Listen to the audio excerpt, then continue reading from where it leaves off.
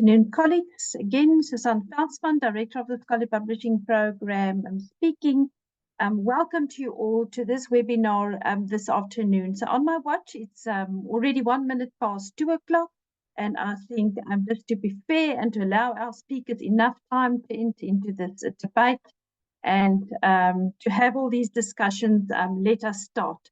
So first of all, I would really like to introduce the Academy of Science of South Africa, which provides a professionally managed organization that can mobilize the best expertise and the experience, not only in the country, but also internationally. So ASSAf members are used to investigate and to provide evidence-based solutions to national problems. So we apply those solutions then to the benefit of society, and we provide international connectedness to the highest level of expertise, and also we facilitate the public understanding of science. I would like to turn to the Scholarly Publishing Program, who is very well embedded in the national science system of South Africa. So the motto and the objectives of the Scholarly Publishing Program then is to enhance the national capacity to innovate, conduct, produce and publish research, and to inform policy decisions, advance and democratize knowledge, facilitate equality of opportunity, increase the quality and visibility of South African research publications. It is really our absolute honor then to create a platform here this afternoon where debates and conversations can be ignited on quite a problematic element, and that is artificial intelligence impeding on our work. Some would receive this as very positive and others would receive it as very negative. And this afternoon, we will try and unpack sort of the two lenses that one can broadly apply to artificial intelligence. This is number one of our webinar series in AI, and please be on the lookout for some more webinar series which will take place very soon, and we will keep you informed. But it is my absolute delight then to hand over to our chairperson of this afternoon, Dr. Martin Becker. He's a computational social scientist and AI ethics researcher and lectures ethics and social sciences at the School of Electronic and Information Engineering at Wits University. For me, Dr. Becker is a very interesting person, and he is very diverse in his past experiences. He holds degrees in value studies and philosophy from Stellenbosch, peace studies from Bradford, and then, of course, a development from the London School of Economics and a PhD from UJ. He says that in his previous life, he was a head of the Royal Bafokeng Administration Demographical and Household Survey Research Team and served on the World Economic Forum's advisory panel for sustainable mining and minerals. Dr. Becker has been very instrumental in assisting ASSAf to unpack this whole field of AI, and we are very grateful towards his input and his leadership in this regard. Martin, it's my absolute pleasure then to hand over to you to lead all the discussions this afternoon and to take us through this process. Thank you very much. Over to you, Martin. Thank you, Susan. Can you hear me all right? Yes, indeed. Fantastic. Well, thank you, everybody. Yeah, my name is Martin Becker, and I teach ethics of AI at Wits. So we started this conversation, and ASSAf approached me and said, we want to have a discussion, but not just a normal discussion. We want to allow for different communities to speak to each other. And I said, okay. And we want this to be on the topic of AI. And I said, okay, well, I mean, we've got questions about exploitation and biases, and we've got questions about energy consumption and water use and training compute. And we've got questions about job losses or systemic shocks. And we've got questions about existential risk, which some disparage, but some take very seriously. We've got questions about monopolistic behavior and barriers to entry. We've got arguments that we're hitting peak AI in terms of multiples on revenues, in terms of valuations. We've got arguments so that we are about to see a plateau in terms of performance, at least for multimodal models. We've got arguments that large language models will see the snake swallowing its own tail as the outputs start contaminating training. We've got arguments about the innovator's dilemma, and that people are shipping products before they are ready. So how about we find a platform where we can discuss all of that? And I want Benji Rosman to be there, and I want Emmerich Kamblom to be there. And I just threw it out to them, and they said yes. So that's where we are today. So to ASSAf, to the team, to yourself, Susan, to Louise, to Ina, to Memaputi, to Floyd, thank you so much. You really are the organization that gets everything together, and you've done that again today. So thank you very much for that. Folks, a couple of points of order. The speakers will get 15 minutes each, and that is to take up a position, and we're expecting that we will be defining AI ourselves in different ways. And we shall see that the different speakers come from different epistemic communities, and that they will use that to say, here's how we're feeling from this community, the shape of things to come.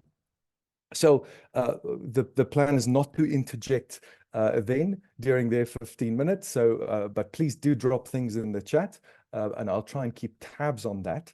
So if you want to shoot a question right away, do so.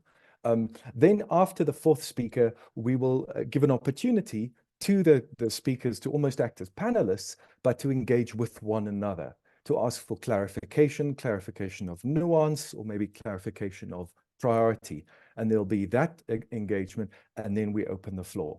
So that's the general process. So I think we're ahead of time, but unless anyone fiercely objects, I think we should go straight into it. Our first speaker is Emmerich Kamblom. She is, I'm not going to go over her entire bio, but she really is the doyen of AI ethics in South Africa, chair of the UNESCO Commission on Ethics and Scientific Knowledge and Technology. She leads the AI ethics group at the South African Center for AI Research. She's a professor, she's head of department, she's a board member, a founder and editor, a list as long as your arm. Welcome, Prof. Emma. It is great to have you. Over to you.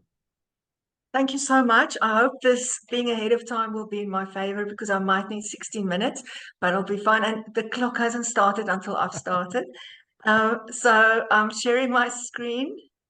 It says it's disabled. Can I maybe have it enabled so that I can share my screen, please? Thank you, Prof. It's working in the background to give you the right. Just a moment. Okay, thanks. Martin, the clock has not started.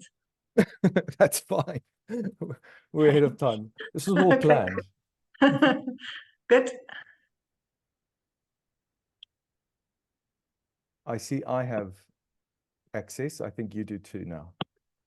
I do too now. Yes. Thank you.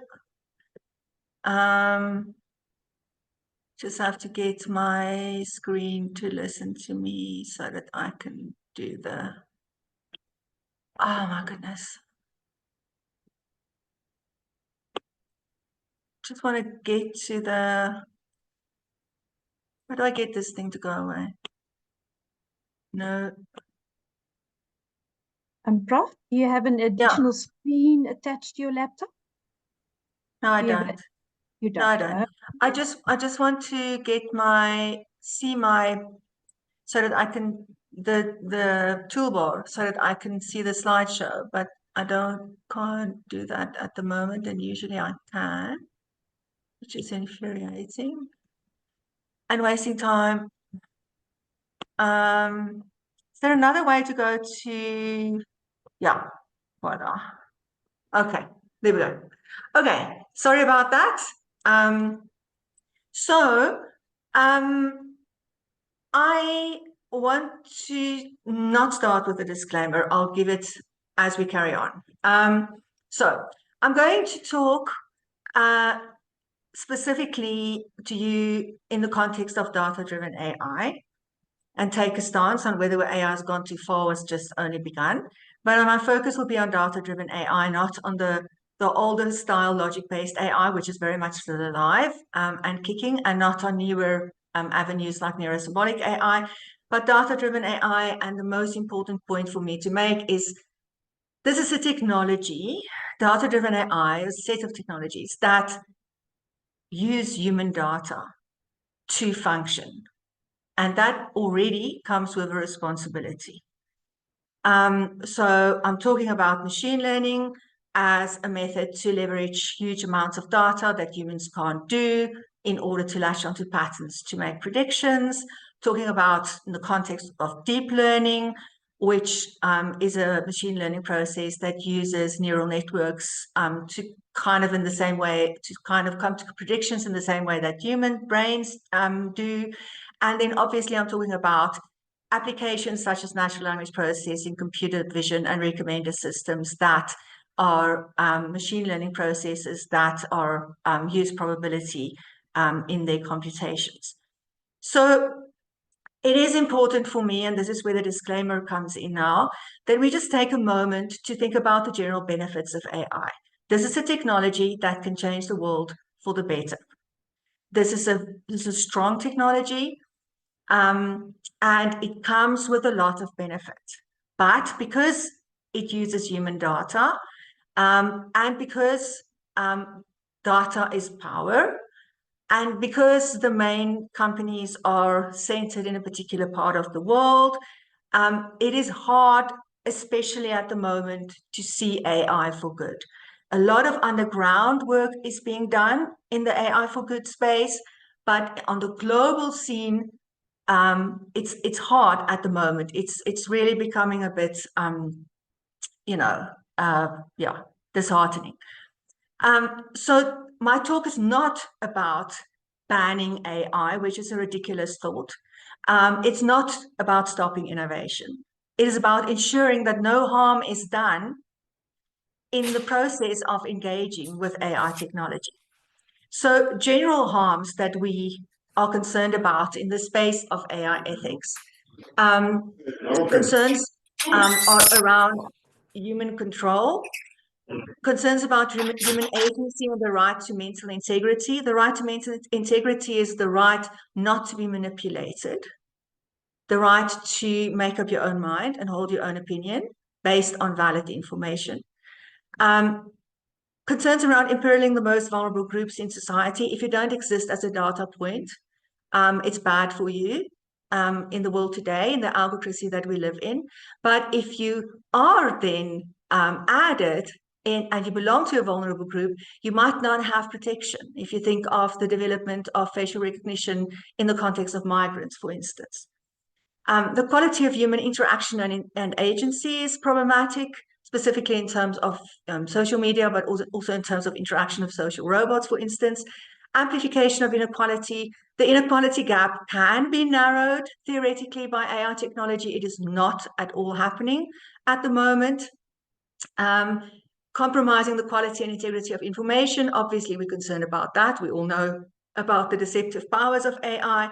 Threats to social justice and political stability. AI is being used in Gaza as we speak, has been used in Ukraine, and there are many instances on our very continent where the use of AI has led to social instability and political problems.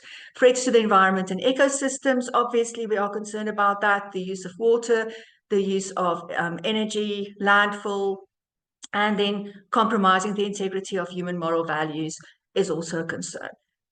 Two very specific concerns. People always think about the bias, and the bias is real, and the bias is a problem. It is garbage in, garbage out. There is specifically representation harm. So there's the amplification, not just confirmation, but amplification of stereotyping, prejudice. Humans are prejudiced beings. That is how we function. I don't know exactly what that says of us. It's not something positive, but that's who we are. So we should understand what happens if you use a technology that latches onto patterns. And then allocation harm, obviously, again, if you don't exist or you belong to the wrong kind of group, you might not be allocated resources that you in fact have a right to. The most important dangers: manipulation, misinformation, discrimination, inequality, and peace and security at the moment. Now, in terms of global point of view, and from the UN side, we are thinking about how to have an international stance on governance of AI and why it is needed. And these are reasons why it is needed. AI technologies threaten harm to all layers of human lives across the globe in various degrees, in different ways, nuanced depending on to which group you belong, to which region, and so on. The supranational status of big tech companies, the nature, the function, the application of this technology is also transboundary. What does that say in terms of governance? The world is our political world consists of sovereign nation states. So what do we do with this? Widening of inequality will impact negatively on everyone in the end. And together with that, the exclusion of low and middle income countries is a concern. It's getting better, but it's still a concern. And the reason why it is a concern for us is because we are portrayed in international conversations on AI as users of AI, not as designers, and not as researchers. On the whole, we are viewed as, oh, okay, we have to have them share in the benefits of AI. And we do not want that, and we do not deserve that, because we are researchers and designers of AI. Yes, we have issues in terms of compute, and we can have long conversations about that later, but we are not just users. And then there is the international interdependence, the fact of how the world is divided at the moment means that we need interdependence and coordination internationally to address climate change, to address expansion of humans into space, and to address AI. But then we come up against the AI business model, which is commodification of data for profit, surveillance capitalism, but it also has an impact and adds an additional layer to geopolitical power play, because the big tech companies are situated in a particular part of the world, in particular countries. So in terms of an ethical focus, humans are data subjects. We live in an algocracy. Everything that we do is, in a sense, regulated by AI technology.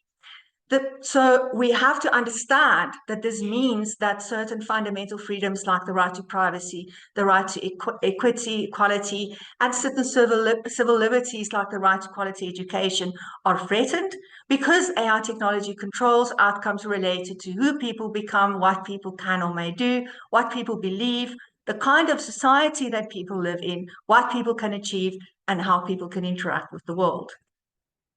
So I want to, now that we have the ethical focus, quickly jump, very aware of Martin in the background, quickly jump to just maybe discounting some myths about AI ethics. And, you know, some of the discourse around AI ethics suits those from whom the discourse comes. In philosophy, Friedrich Nietzsche warned us already long ago that we have always to ask who speaks. So AI ethics is not a purely normative ethics. It's not a top-down set of rules and guidelines. It's not about subjective preferences. It is an applied and a meta-ethics, and it's about bottom-up reasoning. It's about looking at, in the stage of the life cycle where you find yourself at, in the sector that you find yourself at, what are concerns around facing us now? What are the ethical dilemmas, and how would we resolve them? Are they even real dilemmas? Should we just wait for the technology to mature? That's the kind of role that AI ethics plays. It's not in competition with international law. It's not in competition with human rights. It is a dynamic reasoning system that is based on values enshrined in international law. It's not an obstacle to governance for that reason, and it's not an obstacle to innovation. It is an enabler of sustainable innovation. In the end, you do not want to be faced with court cases. You do want your technology to build trust in your product and in your company and in your region. And for that, you need to engage responsibly with AI technology throughout its life cycle. It's not just a technical issue. Yes, there are very important methodologies and libraries around testing your model for fairness, for transparency, etc. But it is also, it's a human issue. It's about how do we ensure a society in which humans can live dignified lives of value in tandem with AI technology. It's also not just about governance, but my focus is governance, but we also have various other branches of AI ethics, which I won't detail for you now. There is also this issue of expanding harm. So we have the human rights violations. Obviously, we have concerns around privacy and so on, but we also have concerns around due diligence and effective remedy, for instance. There's psychological and human harm in terms of coercion, in terms of addiction, in terms of dehumanization. There's reputational harm. There might be loss of trust if you don't have your ducks in a row. Financial and business related harm. It's hard to adopt AI technologies into a company. In the beginning, it can lead to harm for the company if you don't take care on how you do it. Obviously, there are concerns around job change. I don't like to say lost because there's also job gains. But okay, so there are concerns around this as well. And then social and cultural concerns. And these really explode. Plagiarism and integrity, do I need to say anything more to the academics in the audience? Cultural dispossession, violence and armed conflict, stereotyping, discrimination, cultural dispossession, political and economic harm, the concentration of powers in a particular place, the use of misinformation for political instability, election interference. We are alive, which is alive and well in South Africa, as I think some of you are very much aware. And then obviously environmental harm. So why does AI ethics matter? It matters because it's an enabler of sustainable AI and AI governance. It's not a competitor to international law. It's an ally. Because it has its ear to the ground, it flags what is needed to ensure achievement of a life of well-being in a context of freedom, peace, and justice throughout the AI life cycle. It ensures human rights violations are prevented. It helps us to unpack the social value of these technologies. It provides solutions for risk management, and it mitigates harm. So there's been this huge explosion of governance over the past 3 or 4 years. I'm just going to flash the slide, which is infuriating, but there it is. In South Africa, we finally also now, after the work on the Digital Economic Master Plan, and now are starting to work on with the Department of Communication and Digital Technology, just released a few weeks ago the draft discussion document for South African AI policy, and the National Advisory Council of Innovation and the Department of Science and Innovation are working together with groups of experts on recommendations for a national AI strategy. But there is also a lot of other things that have happened in the background, and you're welcome to ask me about that.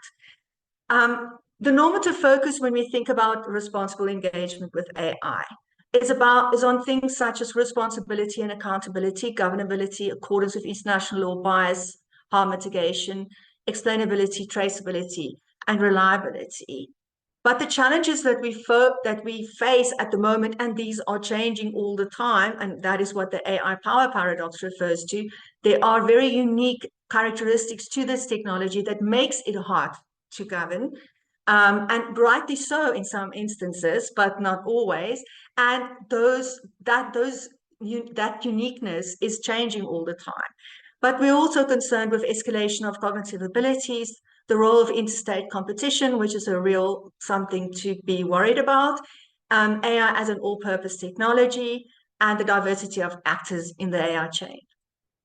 The way forward, Martin has not said anything. This is my last slide, Martin. Have we gone too far?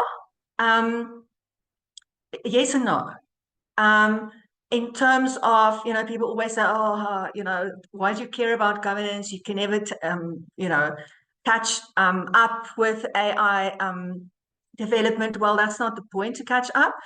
I think it is really important to understand that governance also has a focus on establishing an ecosystem in which all AI actors, so the researchers, designers, developers, deployers, users, end of users, everybody has certain duties imposed upon them to ensure that we still live in societies where we have peace and justice, and we can have dignified lives.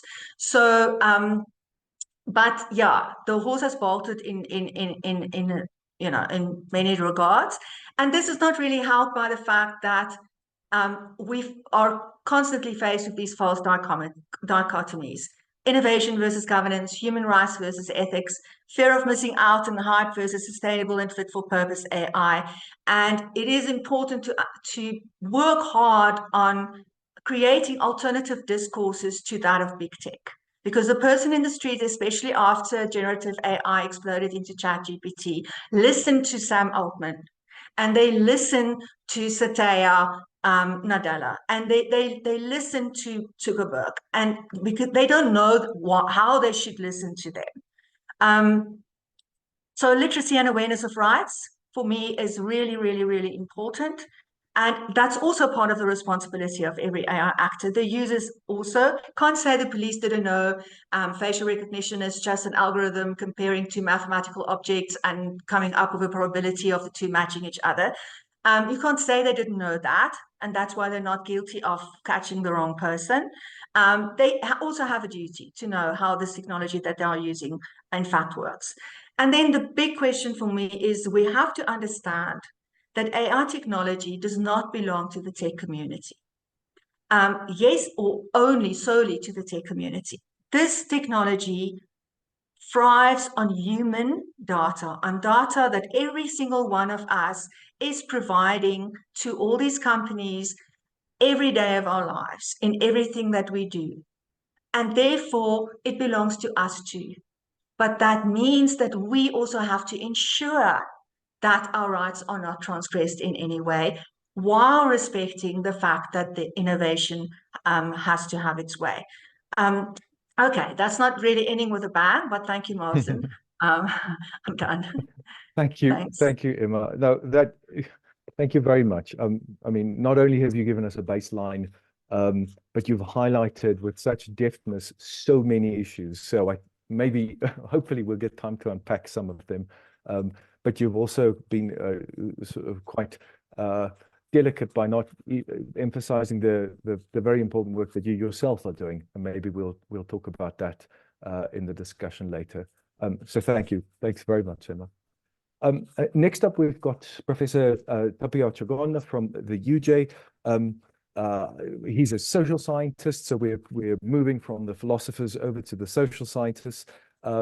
Mostly famous for his ethnographic work, but he is also the head of the Center for Data Ethics over at UJ, among a long list. We look forward to hearing your position, Prof. Taps. Thank you so much. Thank you so much, Martin.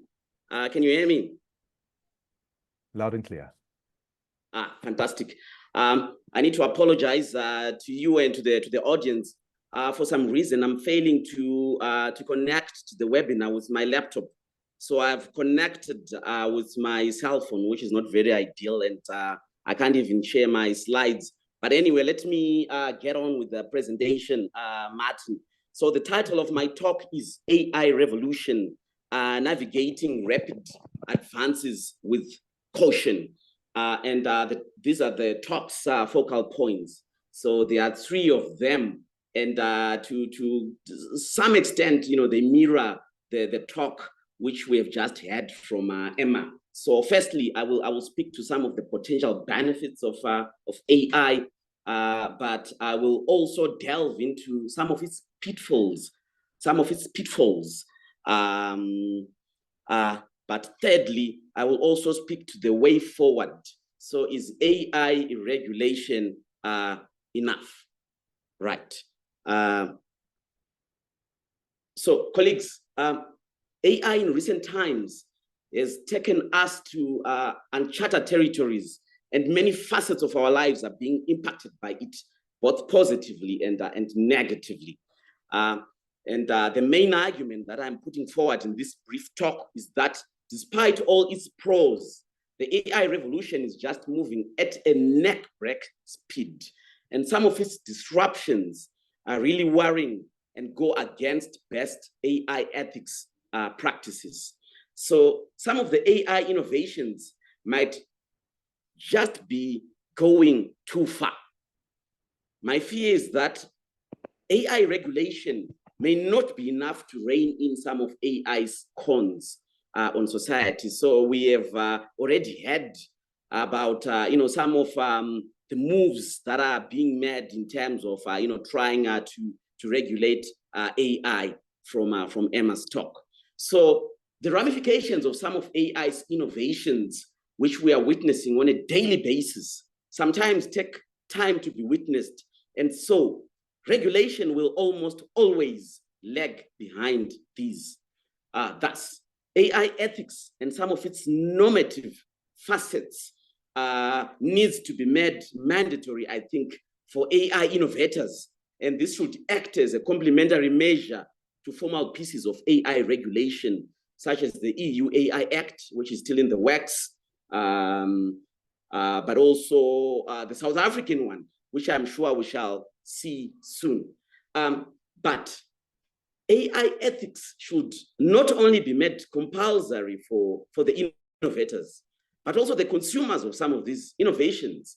For instance, students and staff within the academy who are making use of AI generative technologies such as large language models that have exploded since the introduction of ChatGPT in the public domain in November 2022. So this would aid in the ethical use of some of these cutting edge technologies.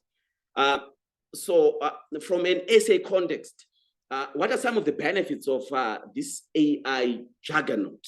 So I will only focus on 5 such benefits, and I'll just be reiterating some of these which have already been articulated by Emma. So firstly, within the health services sector, AI is crucial, I think. So AI is revolutionizing healthcare in South Africa by improving diagnostics, personalizing treatment plans, and optimizing resource allocation. Telemedicine powered by AI, for instance, can extend quality healthcare to rural and underserved communities, and in the process, helping to reduce that urban-rural health divide. But secondly, within the agricultural sector, I think AI is also crucial. So AI-driven technologies can enhance agricultural productivity through precision farming, predictive analytics, and automated machinery.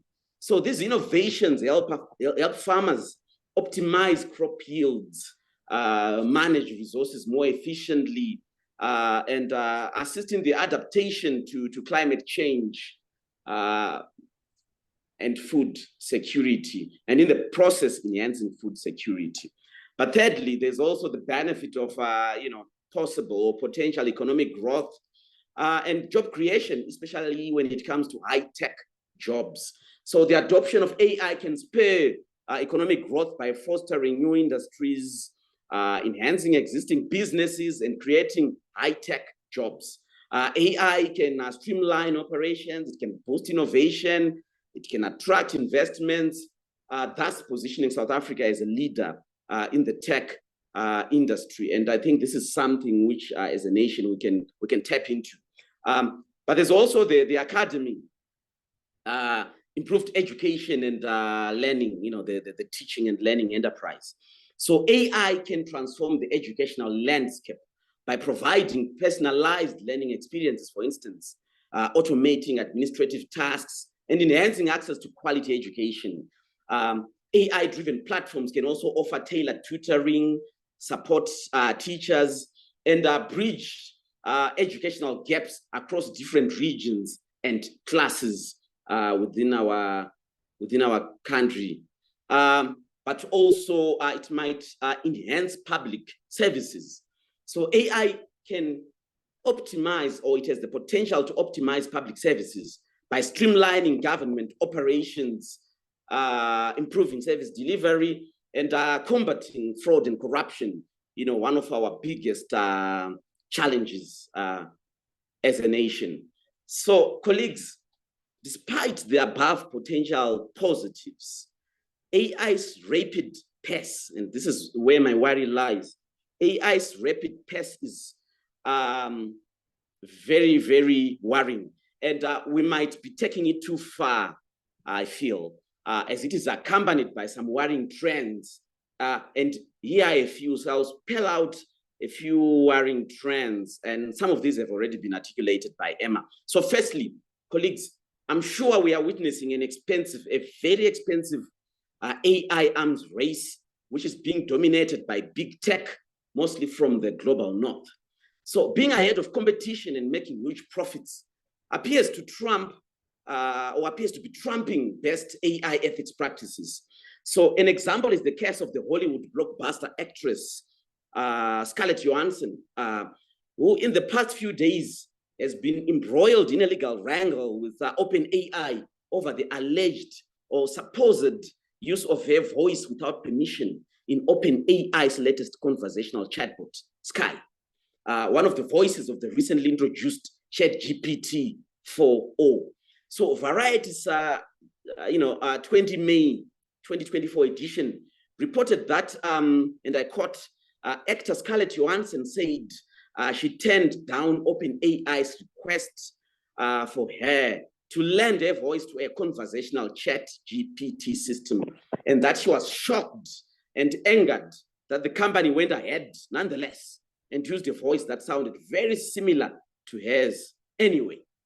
So Johansson, in a statement provided to Variety, said her lawyers contacted OpenAI in the past few days to have the voice of Sky, one of the new voices in the GPT 4.0 chatbot, pulled down.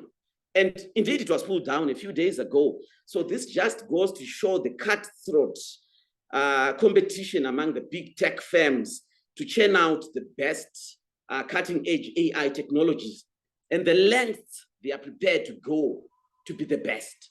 So the tragedy is that AI ethics in the process then is being thrown out of the window. So colleagues, if this could happen to a powerful and famous figure such as Scarlett Johansson, what about ordinary people in society?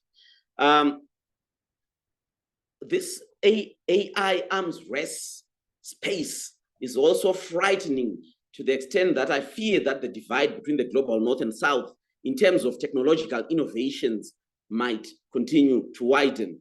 But also secondly, the source of the data which the latest AI generative technologies is trained on is to a large extent from the global north. And the challenge with this is that it amplifies issues of bias and discrimination when it comes to the information that is generated by some of these AI generative technologies. So how some of the data or material which algorithms are trained on is acquired is also a bone of contention. So for instance, some of the AI generative technologies can compose music, and there might be copyright issues here with some of the material that is used to train these technologies. So Sony, in the last few days, has written to the big tech firms asking how they are accessing material to train some of their large language models, their LLMs. And let's see how far this case will go. But there's also the challenge of deep fakes, misinformation and violence against mostly women's bodies online. This is a worrying trend that is linked to AI technologies. So take, for instance, early this year in January, when Taylor Swift, the pop sensation, found herself a victim of nude deepfakes that appeared on X and were viewed more than 45 million times before being pulled down. So such deepfakes, and even in elections, as was pointed out by Emma, and in this case, when it comes to women, they've wrought violence on women's bodies, both the powerful and the non-powerful. But fourthly, there's also the fear that AI, especially within the military, and Emma has also raised this issue, might be fueling and accelerating a shadow World War III.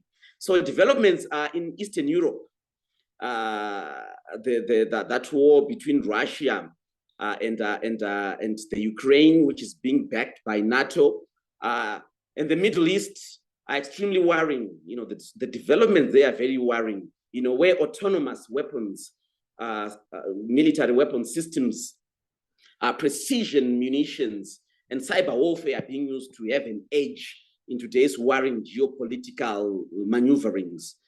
No wonder some political observers argue that the world is sleepwalking into World War III, And AI technologies are playing a central role in this development. But lastly, I feel that an absence of clear AI regulation globally, even though the attempts at coming up with it, I think this then largely means that big tech firms are actually mostly self-regulating, which is extremely worrying. So I think the Scarlett Johansson saga with OpenAI is quite enlightening in this regard. So, colleagues, will AI regulation stem the above challenges? I would argue that yes, to some extent, AI regulation will permit for ethical innovations, but I believe that this is not enough. This development needs to be complemented with your normative ethics, actually, which should be made mandatory, I believe, for AI innovators. I think it will be beneficial, colleagues, for some of our innovators to learn one or two things about Ubuntu, for instance. And in spaces such as the academy, it will be great to also introduce AI ethics, given the widespread use of large language models by both students and staff, so that some of these AI technologies can be used more responsibly. I will rest my case. I'll pause here for now, Martin. Thank you so much. Thank you, Prof. Tapiwa. That was broad and again well nuanced. And we are guaranteed that this was not written by a large language model because the examples are just too current. Couldn't do it. But you would have impressed us more. I mean, thank you for coming to us from your phone with everything breaking and crashing. We would have been more impressed if you harnessed maybe a smart fridge, LG smart fridge, to comment on this. Colleagues, let's move on. I have a friend who feels that they're unhappy if a week goes by and they haven't looked at an ROC curve. Well, wait until you see our next guest. We have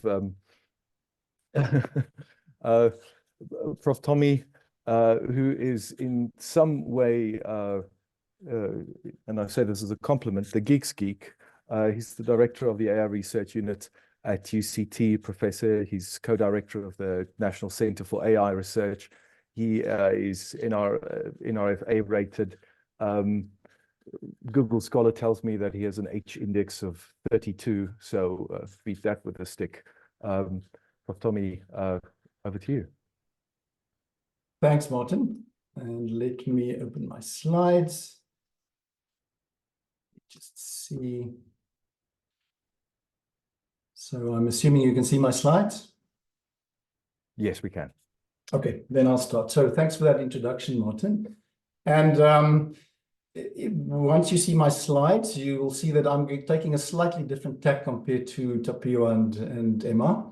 So let me start by saying that when I was asked to do this, my first comment or question to myself was, is it a good idea to ask someone like me? So I'm a kind of an AI researcher in the trenches. So, they sometimes say, and this is with apologies to many of you, that philosophy is too important to be left to the philosophers and that ethics is too important to be left to the ethicists. So I can ask myself the same, or I can make the same comment about AI. AI in some sense is too important to be left to the AI researchers. So it's good to see that you have a kind of a well-rounded group of panelists here. Okay, so what I'm going to do is I'm going to take, as I say, a slightly different tack. And I want to start off with an article that appeared in the AI magazine. This is the magazine of the AAAI. It used to be the American Association for AI. It's now the Association for the Advancement of AI. This appeared in 1995. And it's a little piece that's written by two AI researchers, Pat Hayes and Ken Ford, in which they introduced something called the Simon Newcomb Awards. So the important bit here is this little bit in the middle, which says that we've decided to give an award for the silliest arguments against AI published each year. They actually did this for a couple of years. Some of the recipients were the philosopher John Searle, the physicist Roger Penrose. At some point, this was stopped because it was seen as a little bit divisive in the way in which they went forward. But you may ask yourself, why was this called the Simon Newcomb Award? So Simon Newcomb was a Scottish mathematician, And on the 22nd of October, you've got the quote here, 1903, he was essentially making the case that it's pointless to try and design tools for aerial flight because this is not going to be physically possible. It's a bad idea to try and do this. It turns out that less than 2 months later, on the 17th of December 1903, the Wright brothers proved him wrong. So the point is simply the following, at least in this case. It's Newcomb was not an idiot. He was not a flake. He was a well-respected mathematician, but nevertheless, he got this particular prediction spectacularly wrong. So the starting point here is that this might seem a little, self-inflicted, but take what I say with a pinch of salt as well regarding AI, because AI is moving at such a pace that it's not always so easy to stay abreast of exactly what's happening. Okay, then what is it that I want to say about all of this? I want to go back even, well, it's a couple of years later than when Newcomb made his announcement. But I want to take you to a story written by the great sci-fi writer ASSAf. The story was written in 1940. The title of the story is Robbie, and it's set in the future. It's in fact set in 1982. And essentially what the story is about is a little girl, Gloria Weston, who has a robot for a nanny. Robbie is the name of the robot. She gets very attached to Robbie, and her parents start to worry that her social life is deteriorating. She spends too much time with Robbie, and she regards Robbie as a person. So this might sound familiar to some of you if we look at the use of smartphones and so on. So the story then goes ahead and says that essentially what they try to do is they decide to take it to the factory. In fact, they give Robbie away, and they decide to take it to the factory where robots like Robbie are being manufactured, to point out to her or to convince her that actually Robbie is not a person because he's made of tangible bits. He's manufactured in that sense. And the story ends when it turns out that Robbie is actually used as a kind of a production robot in the factory. When they arrive, he saves her life. And she builds an even stronger bond with Robbie, and they go back and he continues being her nanny. Then I want to take you a couple of years later to 1996 and the development of ELIZA. So many of you may know about ELIZA. So it is perhaps the world's first chatbot, at least one of the famous ones. It was developed by Joseph Weizenbaum, who was then at MIT. And it essentially plays the role of a Rogerian psychotherapist. Now, why is this important? There's a little snapshot here about exactly what, at least some indication of what ELIZA was doing. Why is this important? Well, it turns out that ELIZA was spectacularly successful. Much more successful than Weizenbaum himself would have thought. So, because it was a small little program.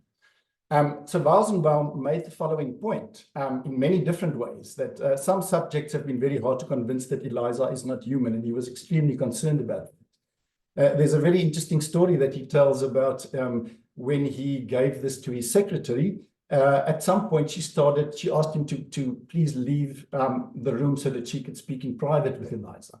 So the point here again is that, like the Robbie story, in some sense, Weizenbaum knew how ELIZA worked, and maybe some of the people who were using it did not know, and so they kind of interpreted what ELIZA was doing in different ways. Then I want to take you a little bit further to the 1970s, where the famous cognitive scientist Douglas Hofstadter was asked at that point whether AI will surpass humans in chess playing abilities. And he made the following statement. He was saying probably not in the near future, but if it does, it will be because we have attained artificial general intelligence. So it turns out that Hofstadter was spectacularly wrong in this case. He was fantastic in many other things, but in this case, he was spectacularly wrong, because not only did this happen relatively soon after he made this statement, but it was actually a very narrow AI tool that was able to do this. But again, underneath this, there seems to be this indication that, if we know how something works, then it's not really intelligent. And in fact, then, staying with chess, and again, many of you would know this, that in the late 1990s, the computer program Deep Blue famously beat the world chess champion Garry Kasparov in a series of matches. So here's a quote from Kasparov, the first bit here, in which he was saying, I could smell a new kind of intelligence across the table. So on the one hand, there's the sense that there's a new version, a new type of intelligence here. Later, he also said that he was riled by a particular move that the computer made that was, in his view, so surprising and so un-machine-like that he was sure that the IBM team had cheated. It turns out that what happened in that particular case, that particular move, is when the IBM team analyzed this, it turned out that the machine ran out of time to compute a particular option, and then it had kind of a default option built in that said make a random move. So it was this random move that so unnerved Kasparov. And that was widely seen as, kind of a counterpoint to the statement that there's a new kind of intelligence across the table. So again, there's this idea that if we know what's going on, then somehow what we're looking at is not intelligent. I myself have used this argument on a couple of occasions. So in the next 3 slides, I want to make the following point, and I think this point has been made by many people. If you look at the success of deep learning, going back maybe 10 or 20 years, this was not, in some view, unexpected. So many people, even in the 70s and the 80s, when there was work on neural networks, and when neural networks was not the flavor of the month, there was the prediction that whenever we have really lots of data, really, really fast, dedicated hardware, and a steady improvement from the scientific point of view in terms of development of these tools, then we're going to end up with something that works really well. So again, something similar. Here's a quote by a famous AI researcher, Adnan Darwish. He made this, if I remember correctly, in 2018, in which he was making the point that the real surprise underlying deep learning is that some tasks typically associated with perception or cognition can be approximated to a reasonable extent by fitting functions to data. So that there's this idea that there's something mechanical which is somehow different from perception or cognition. Which brings me to the point that should we be talking about, is it the case that machines have minds? So here is a particular viewpoint on this made by the philosopher and computer scientist Samir Chopra. So I know that I know Samir very well, and I know that Emma knows him as well. So he was making the following point, I think a year or 2 ago, that in ascribing a mind to another being, whether this is an AI system, whatever the case might be, we are not really making a statement about the kind of thing it is, but rather revealing how deeply we understand how it works, which kind of is why I gave you all these examples, which illustrates this particular point. And then, the related point, are machines intelligent? Again, this is Samir Chopra saying, those beings or things whose internal or low-level operations we understand and can point to and illuminate are merely operating according to known patterns of banal physical operations. So that's frequently the viewpoint. Whereas those seemingly intelligent entities whose internal operations, such as humans, we do not understand, they are the ones that are capable of insight and understanding and creativity. So there's this line being drawn in some sense. But it seems to me that we are well, maybe we've already crossed this boundary. It seems to be that up until now, this is something that we frequently done, we as humans, when we encounter machines. But we seem to be on the point where this is changing, where we really are. If we look at the large language models and generative AI, it's not so easy anymore to say, oh, but we just really are, in some sense, this can just be reduced to some sophisticated version of, for example, autocomplete or something like that. The reason I'm saying that is we really don't understand how these entities operate. And if you want to be reductive about this, then you may as well be reductive about humans and just say, but my brain is just neurons firing. So why can I say that I'm being creative, whereas a large language model is not being creative? And we're already seeing versions of this. So here's Blaise Aguirre-Arcas on the question of, do machines have a theory of mind? So he's a vice president and fellow at Google Research. And this comment was made after interviewing LaMDA. one of the generative AI chatbots, Google's one in particular. He was saying that Lambda can understand social concepts and can model a theory of mind. Now, you might be cynical and saying that, well, he works for Google. He, of course, is going to say that because it's in his financial interest to do so. Slightly different point of view again from Douglas Hofstadter. When he was interviewing GPT-3, he made the point that, well, in his view, GPT-3 is clueless and lacks common sense at this point. And then we get views which, in my view, boil down to the downright silly, at least at this point in terms of where we are with AI. Are machines sentient? So I think you may all know, many of you may know the case of Blake Lemoine, the ex-software engineer at Google, who made the point or who made the claim that Lambda is sentient and deserves personhood. Okay, so what is all this leading to?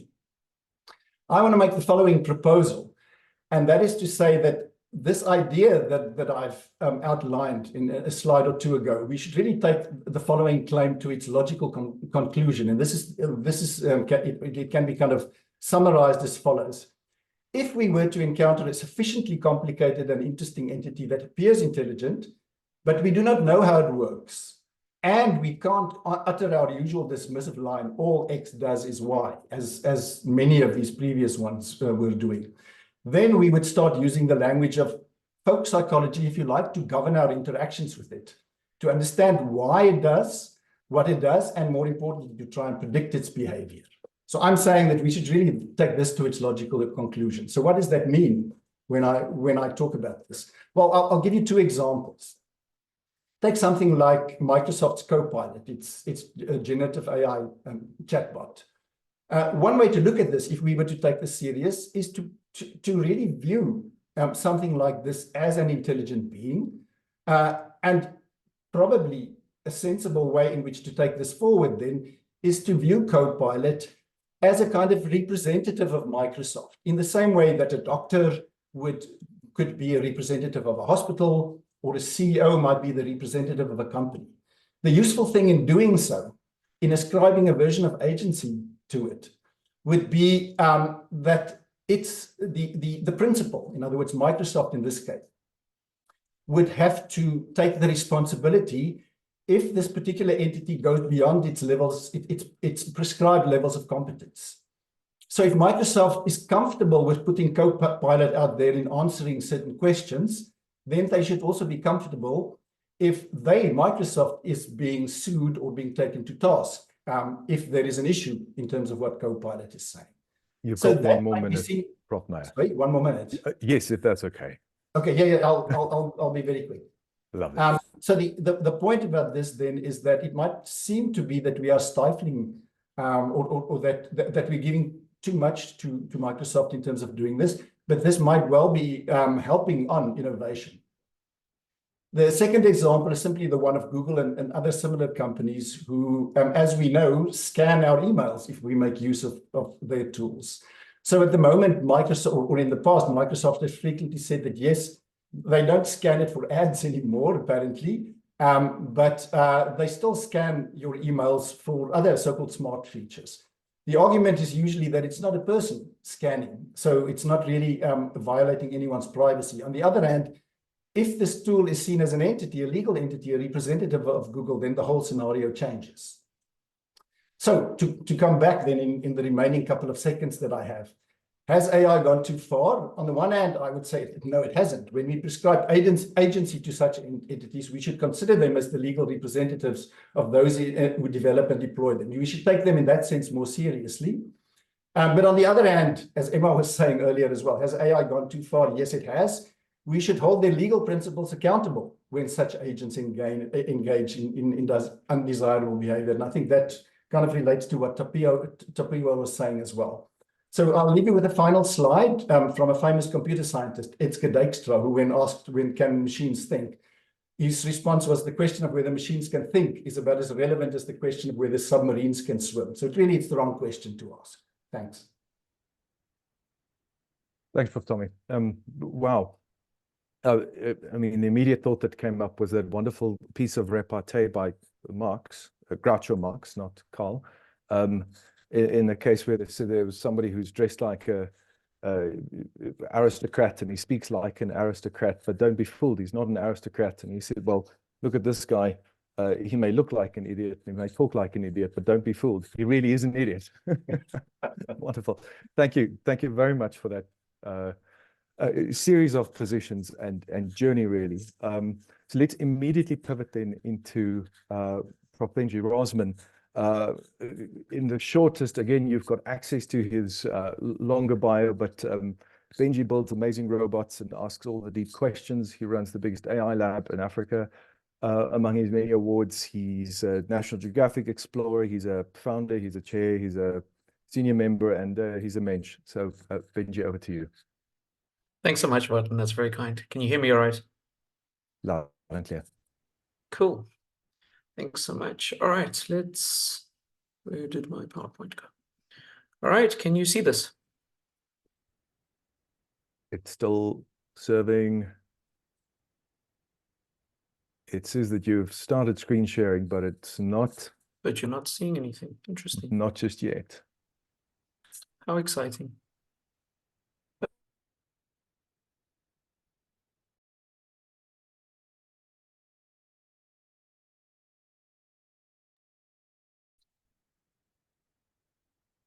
I wonder, it seems we might be reconnecting. Are you there, Benji? I think he dropped off, Martin. Oh, it's either a drop off or a reconnect. Or a reconnect. Just hold tight. Cannot hold see tight. it.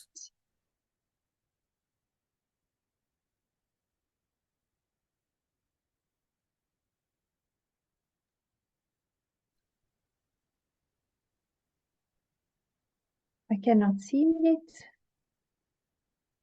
So what I'm going to do in the meantime, while we wait for Benji to rejoin, Susan, will you mention if you see that he does rejoin, so that I would stop speaking immediately? But maybe put it to the panelists. Recently, Andrew was in a discussion with Andrew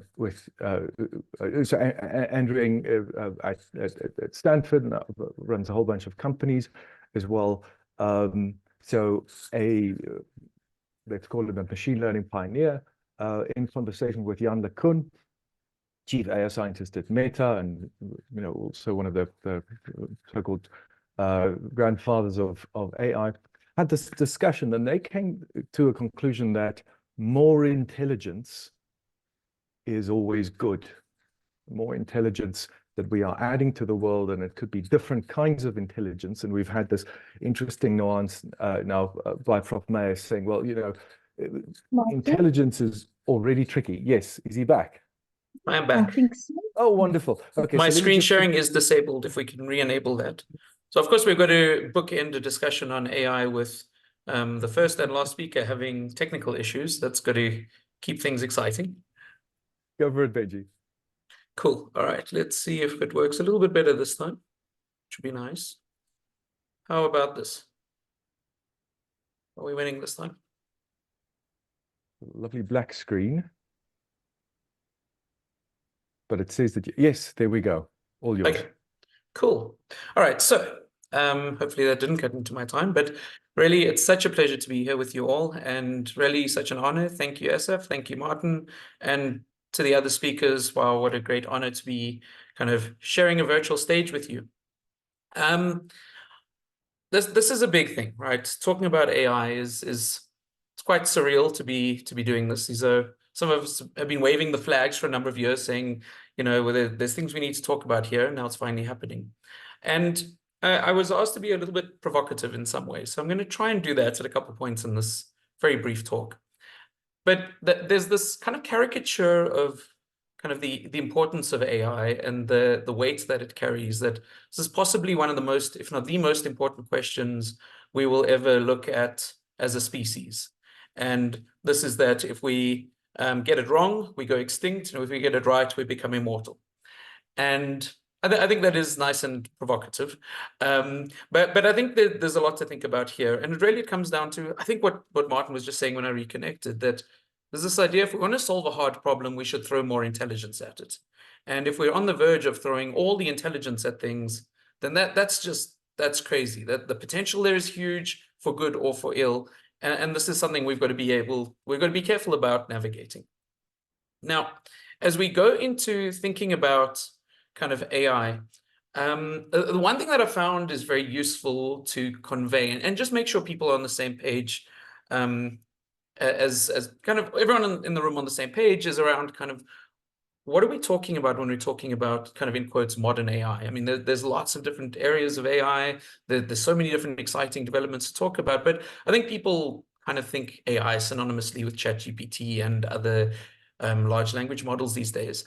And I think what's important is to think that the knowledge of ChatGPT is not facts in a database. I was very surprised working with some people that work in the EU and work on, you know, legislation there, that, you know, they were working in this area, but not aware that, you know, when you're typing into ChatGPT, it's not looking things up in a database, and it's not Google searching for you. Well, it depends what plugins you've got, but at its core, you know, the knowledge of ChatGPT is in these artificial synapses that generally, when we think about these artificial neural networks, which are the core of this whole way of thinking about AI, what we've got there is billions of numbers, and these numbers tell us how strongly connected different neurons are to each other. This has got a very nice analog to what's happening in the brain. Don't have time to go into that, but really the kind of knowledge in these models is distributed, which means it's not interpretable, right? So the original ChatGPT was something like 175 billion weights, so 175 billion numbers. That's something we can't just look at and say, oh, it knows how to be an upstanding citizen and it knows how to make pancakes, right? There's no easy way to look inside this and see what it knows. If it did have this, that would change the whole discussion. But this is kind of what frightens many of us actually working in the field, is that we've got these huge models with kind of unknown capabilities, and we don't really have a way of predicting what they can and can't do. But there's a lot of analogs to humans in very interesting ways. Now, with that being said, there's a lot going on in the field. And, you know, the fact that we're having these discussions, I think, is testament to that. And there's so many ways I can show this, but one of the things I like to point out is the kind of flagship publication venue in the field is a conference called NeurIPS. Conferences are a big deal in computer science, because we're all double-blind, peer-reviewed and all that. So this is the kind of the flagship conference of neural information processing systems, which started in '87. And in the first conference, they had less than 90 papers accepted. If we look at kind of the trend, this graph unfortunately only goes up to 2020, but I can assure you from attending these things, it's way bigger. You know, we're now sitting at kind of 12,000 submissions for these conferences, right? The field's exploded. There's so much activity going on, and you see similar trends in the kind of dollar numbers being thrown into this. I think we're sitting now with, you know, multi-trillion-dollar industry. I mean, just take NVIDIA alone, but you can look at all these different sectors, look at the amount of money being thrown in. It's just growing, right? So as much as we want to talk about how to think about these things in the abstract, this is happening in the real world. And, you know, even the large language models that everyone talks about, these came from really a big innovation, which was the development of a particular kind of neural network called a transformer in 2017. 2017 to kind of ChatGPT in just the last couple of years exploding is a very short time to go from crazy new idea to impact in society. But there's so many different types of these technologies. They're spinning off all the time. You know, you've got the big tech companies, you've got a lot of startups. I think the number going around now is that there's something on the order of 70,000 kind of dedicated AI companies in the world at this point, and that's growing dramatically, and it talks to this trillion-dollar industry. There's just so much going on, which means it's possible we've passed the point where, you know, it's not even clear how you control this, how you kind of push the brakes or do anything to try and have a more reasonable discussion about it, which, you know, again, is why we appreciate these kinds of discussions. Now, I want to focus particularly on the kind of the good and the ill, the kind of risks and the benefits. Now, we've been focusing this discussion a lot on the risks, but really the benefits are what's been pushing this, right? And this, again, goes back to this idea that if we want to solve hard problems, the way we do that is by throwing way more intelligence at it. And what better thing to do than take all the intelligence, like a kind of unthinkable amount of intelligence to solve our problems. That seems a really good thing to do. But the potential positive impacts from AI just kind of are everywhere. We've had a few discussions of this already today, but just to kind of point out a few I find interesting is kind of anywhere in the creative world, right? We know that there's a lot of risks to creatives from the kinds of images and videos and audio and music that can be generated by these models, but it also does a lot of interesting things. It opens interesting avenues. It, gives people who had an interesting idea but not the talent with a paintbrush the opportunity to visualize it.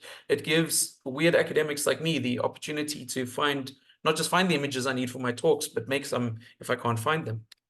There's opportunities for business. We're looking at, it was kind of mentioned earlier that there's a lot of entrepreneurial energy that can be unlocked with these kinds of tools. I mean, if you can start a company without knowing a lawyer or being able to afford one, or HR people, or a number of other services, you can just start something and get the support from your technology. Like that opens doors to a lot of people that wouldn't have been able to start things in the past. Right? There's the whole story that has motivated many of us for many years of personalized education to say, what the kind of ideal is for a student to be sitting in a class with a teacher who knows the student really well, knows exactly what material to give them, and can guide them along on this educational journey. But with the right tools, we can provide this to everybody on the planet on any topic they want to learn about, which is a huge deal. And similarly, you can do this with healthcare, right? So we've made great progress over the last few years, being able to get kind of automated radiology to the level of kind of better than experts in many cases, and almost as good as the top radiologists in the world. From a democratization point of view, particularly somewhere like Africa, this is what we want. We'd like, we've got very underserved communities. We'd love to be able to say all the medical treatment is available to everyone, all this expertise. We can guide people on their medical journeys as they get healed. We can look at questions around how do you extend someone's life and quality of life and so on. These are huge questions that we can't do without this kind of power being brought to bear. I mean, a specific aspect in the healthcare space is drug discovery, which has received a lot of attention recently, thanks to AlphaFold, which kind of basically solved the protein folding problem, which means that now a number of years have been cut off from the kind of production timeline of any drug ever that any company ever wants to develop. I mean, these are huge deals, right? This could be equivalent to millions of years worth of, say, grad student time that's now been removed. Again, this is the kind of thing we want if we're going to become the society that we should be, the kind of society where we have no shame of how certain people are living or treated or the conditions they're in. These are the kinds of advancements we need. We can look at things like driving. It's not something people tend to think about, but 1.2 million people die in car-related accidents a year. This is barbaric. We shut down the world for the pandemic for less than that, right? Why are we doing this? What is the solution? Maybe do some of this autonomously. And even looking at problems like dealing with the climate crisis and many other of the global challenges, this is the correct way to be doing it. Thinking about how do we incentivize the correct behavior? How do we innovate on new technologies, like new materials, right? Some of these solutions we can only do with the kind of large-scale optimization and many of these techniques that we get from AI. So really, there's so many incredible opportunities we get by developing this technology further. But obviously, there are many risks and dangers that come along with this. And there's many hours worth of things we can talk about here. So I'm just picking a handful of issues that keep me up at night. And these range from questions of bias to different kinds of disinformation and misinformation. There's questions around what this means for the economy, malicious use, and then questions around alignment. So just to dive into a couple of these very briefly. And then, of course, there's plenty to talk about here. So bias is something that has plagued machine learning for a long time, and there's many documentaries now on this that, fundamentally, if you're building a model that's learning from data and all your data comes from your white males from Stanford, it's not going to generalize very well. Now, generalizing is a big question in machine learning, but, really this kind of, as Emma mentioned earlier, we've got these inherent biases. We've got biases in the way that we collect our data, where we deploy and test models. These are huge questions. And there's been a lot of work put into this by the community as a whole, which has been really exciting to see over the last few years. Some would argue in many cases it's kind of overshot, but it's good to see that work is happening here. And these kinds of questions have motivated many of us to help actually build the African AI ecosystem, if we have a greater diversity of people actually involved in building these technologies, that just puts us all in a better position, right? Because we don't want technology that works badly, and we don't want technology that discriminates against people. We can move to disinformation, which the World Economic Forum has said is like the top global risk for the next 2 years, particularly with all the elections happening at the moment. You know, we tie this into all the other disasters we've made in the digital world lately, from the way the internet works to social media, right? These things come together to create the perfect storm. And as we're getting tools like Sora coming out that are able to build these really incredible video or generate these incredible videos, it's really hard to detect fake information, particularly in this multimodal type setting. I think that it's safe to say that this is not actually a kind of technologically solvable problem for many reasons we don't have time to go into, but you know, we're not going to be able to build a tool that says, you know, with certainty, this was human versus machine generated. The incentives are all misaligned for that to ever happen, and I don't believe that would ever happen.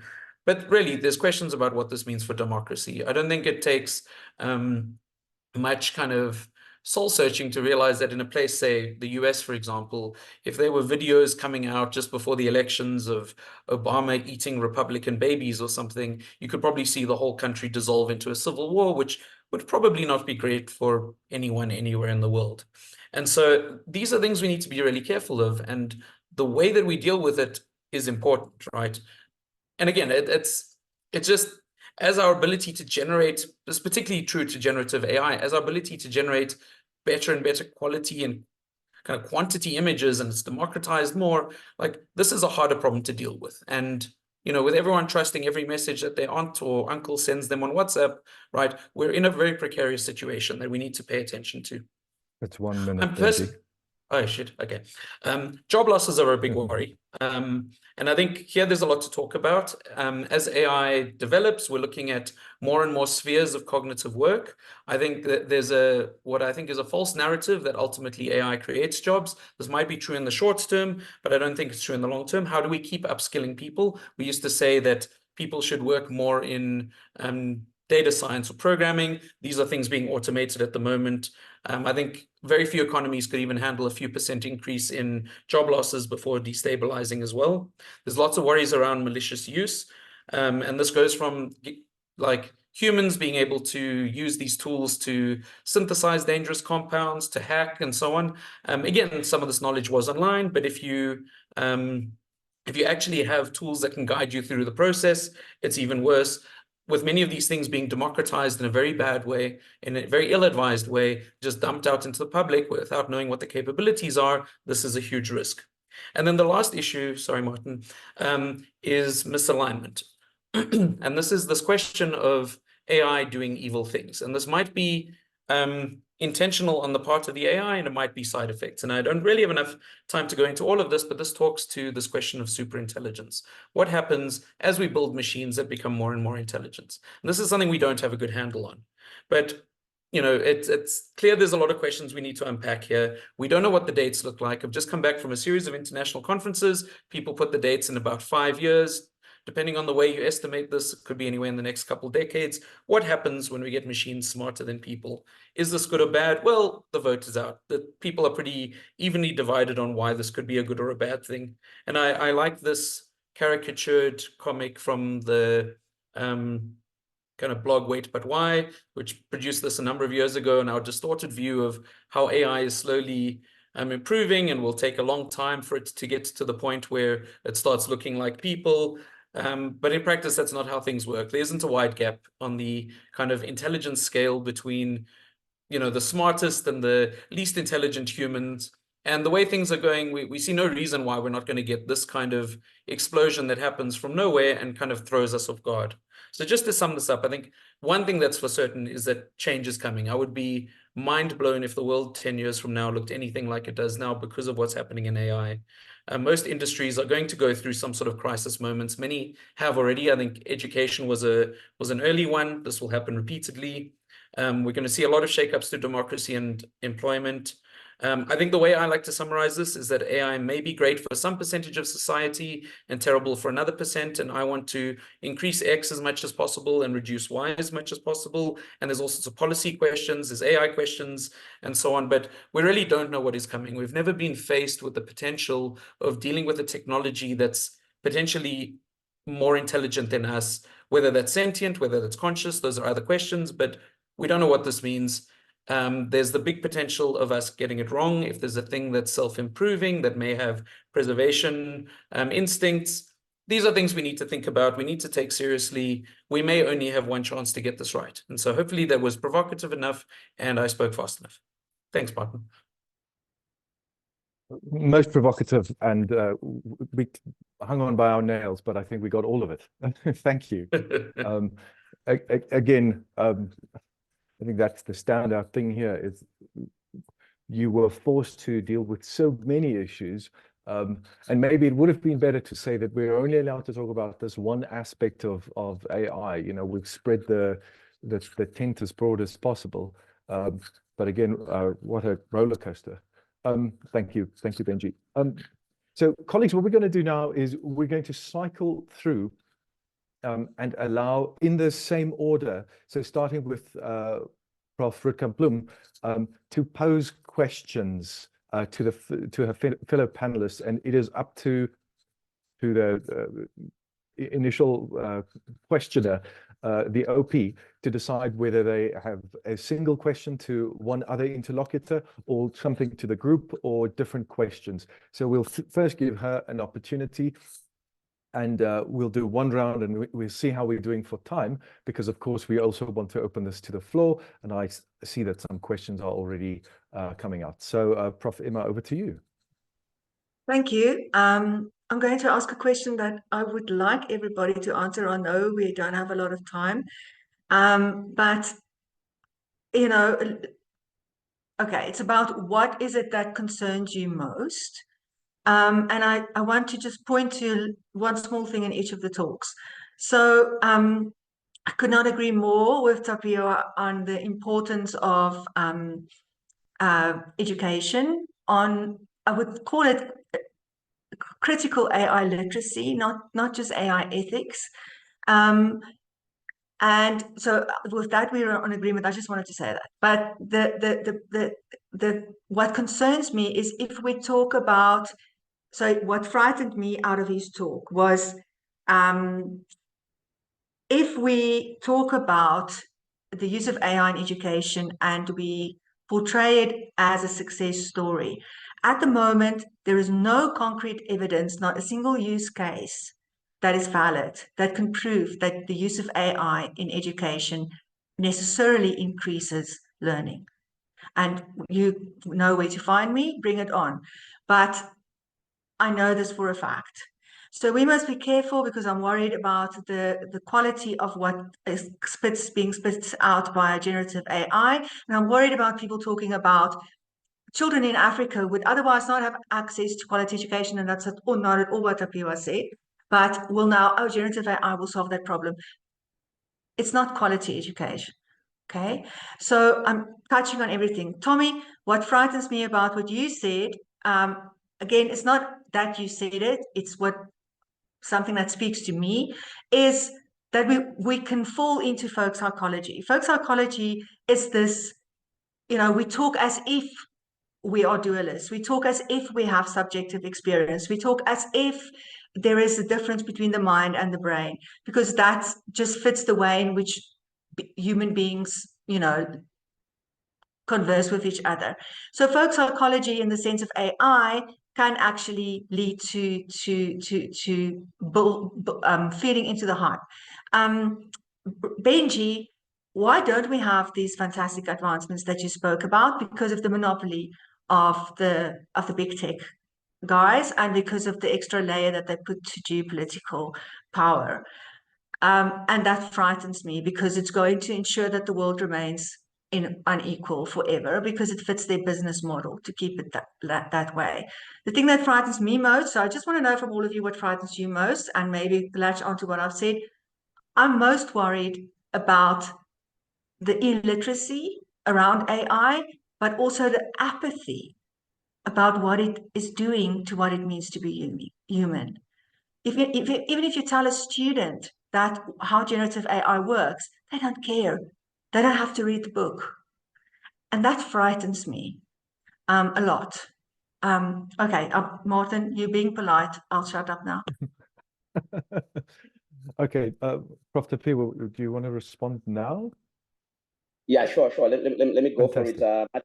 Thank you. Thank you so much, Emma, for those provoking comments and questions. So I'll start with what mostly concerns me around AI. The recent the ever emerging innovations within the AI sphere. So what mostly worries me or concerns me around AI as things stand at the moment, colleagues, is that it's moving at a very, very fast pace, right? At a neck-break speed. So given such a scenario, I think this makes it very, very difficult to regulate it. Even if we come up with coherent pieces of legislation, my suspicion is that legislation will always lag behind these innovations which are being churned out on a daily basis. And this arms race between or among the big tech firms is not making things any easier, right? There's a lot at stake here, and it's very evident, especially given some of the recent developments which we have seen in the past few months, past few days, with deep fakes, but also bad or questionable ethical practices by some of the big tech firms. So that's my biggest fear, the pace at which we are moving at. Prof. Chagana, I apologize for cutting you like this. It is my mistake. I should have said every speaker gets a minute to respond because we want to get through everyone. And then last, just very quickly, Martin, I hope you'll permit me. I hope you'll permit me. So on the issue of education, Emma, so thank you so much for those comments. Well taken. But I feel that there might be some positives with these large language models, these LLMs, if they are used properly, because I feel that they can assist students in their writing, especially in our context, where English is not the first language for the majority of our learners in a context such as South Africa. But they can also, these large language models can also help to edit students' work, but also to assist them to organize their ideas in a coherent fashion. And I think these are some of the positives, the pros around these LLMs, which we should tap into within the academy. But I'll pause there, Martin. Thank you. I have a very soft gavel, it seems. Prof. Meyer. Thanks, Martin. I'll try and be quick. But I know that you have a soft gavel now. So very quickly, I agree, Emma, regarding your question of what worries me the most.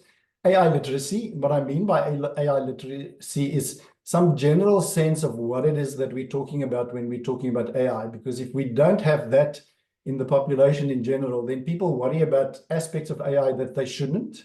And there are aspects of AI that they should be worried about that they're not worried about. So it's related to that point. Then regarding your point about folk psychology, the point that I made, of course, when I say that we should do this, we should use the kind of folk psychology approach. There's a very big difference between saying we adopt that position and that we actually take these entities as being human in some sense. We tend to anthropomorphize in many cases, and I think it's a good thing that we do so. If you like, and I can just quickly stop with this, This would be kind of analogous, I think, to at least the way in which I view the compatibilist approach in philosophy, which regarding free will. So my summary of that would be that there is no free will, but if we pretend that there is, it takes us quite far. So I'll stop there. Wonderful example.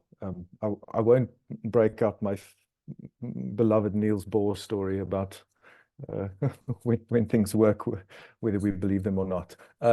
Benji, over to you. Cool, thanks. So I'm worried most that there's a huge spectrum of risks here, and the community is very divided on like which ones they think are the appropriate ones to spend time on. And I think a lot of that firstly comes from maybe a lack of imagination. I think it's not a good fight to be having. I think we need to be tackling these on all ends of the spectrum. And a lot of it might come down to people doing bad mental simulations of how the future could pan out. We all know it's very difficult to make predictions, particularly about the future. I mean, even ChatGPT took the leaders in the field by complete surprise, and it happened maybe a couple decades before most people were expecting. And I think this is really something we need to get right, is that it's not a one or nothing kind of issue to try and solve these problems. I also want to just say I agree on the AI literacy question. I think a lot of what I'm worried about as well comes down to people not understanding the implications of what's happening. And I put a lot of this down to kind of the idea of meat chauvinism. Many people seem to have this idea that certain kinds of intelligence can only happen when you're a computer made of meat and not a computer made of machines. And they say, oh, machines can never do this or can never do that, or oh, it's just a piece of metal and plastic. And I think that's a very worrying perspective to take. Yes, it comes from different kinds of philosophical backgrounds, but I think not being open to different potentials can blindside us. We can be blindsided by some of the risks and the dangers. Thanks. Thank you, Benji. Okay, well, let's speed this up a little bit. So in a very rare dictatorial move, I'm going to say, Prof. Taps, you have one question to put to either everyone or to someone in specific. Yeah, go for it. Go for it, Prof. Prof. Tapio, can you hear us? With my connectivity this side. I Okay, can hear you. Can you hear me, Matt? I can hear you now. Go ahead. Okay, no, that's fine. Thank you so much. Yeah, I'm having challenges with the connectivity this side. Anyway, my quick question to my fellow panelists would be, colleagues, do you feel that we might still need that moratorium on AI generative technologies? That moratorium which was proposed last year by some of the leading figures in AI, including Elon Musk, for there to be a break, which will permit for some reflection on some of our innovations, and also permit for some of these legislations. Thank you very much. Let's cycle through, because that is an interesting thing there. You could also phrase it in saying that it was a letter signed by a lot of tech luminaries and Elon Musk. Yes. But anyway, Emma, what would you say? It's the only time in my life that I actually did the same thing as Elon Musk, and I'm still absolutely in shock. But I definitely did it for a different reason than he did. I did sign the first letter, but I signed it because I believed it was very important to bring to the attention of the world what is happening. So if we just stop the innovation, no, we mustn't stop the innovation. It's ridiculous. We can't stop it anyway, but we shouldn't also aim to stop it. We should aim to be ready for it, not also to just regulate it. We should build societies that are resilient to the harm that these technologies can build. But for that, we need people to understand what is happening. If we just ban it, nobody will reflect. They will undercover carry on. I mean, people like Elon Musk will not reflect. I will be astounded if that happens to be the case. So, yeah, no, I don't think we should ban it, but we should wake up and try to get as ready as we can for maybe the second wave, because the first wave went over our heads. Thank you. Prof. Meyer, would you sign something today if the Future of Life Institute pushed it out and said pause all giant AI experiments? Well, it depends on exactly what it says. I don't think we should put a moratorium on the development of any such tools. I think we should put a moratorium on the deployment. In other words, how they are used. And that relates to what I was saying in my 15 minutes as well. Prof. Rossman. And I agree with that as well. I also signed the letter, and I also did it not, well, I think it's completely foolish to think that that kind of pause on all research would ever happen. I think the risk really is in the deployment, as Tommy says. And I also signed it similarly to Emma to raise awareness and the importance of the discussion, that you can't have this one-sided view of just developing the technology without, a concerted effort to try and think about the implications. Thank you. Well, we now have a sort of a moral dilemma, the ethicist would say, because we have a split between two options. So we want to listen to the many questions that will come from the participants and the rest of the audience. But I do want to give you an opportunity first, Tommy, and then Benji, if there's something that you do want clarification on that is weighing heavily, let's do that now. But I think we'd have to be quite quick, just out of respect for the very large audience today. So, Tommy. Yeah, I can be very quick, and I want to ask a question. It's specifically about to very quickly to Emma and Benji, and that relates to this distinction between human intelligence and some other version of intelligence. So Emma mentioned in her introduction something about the idea of intelligence, machines being like humans, like the human brain, or attaining something like that. And Benji also kind of alluded to that when he referred to artificial neural networks as being kind of analogous to the human brain.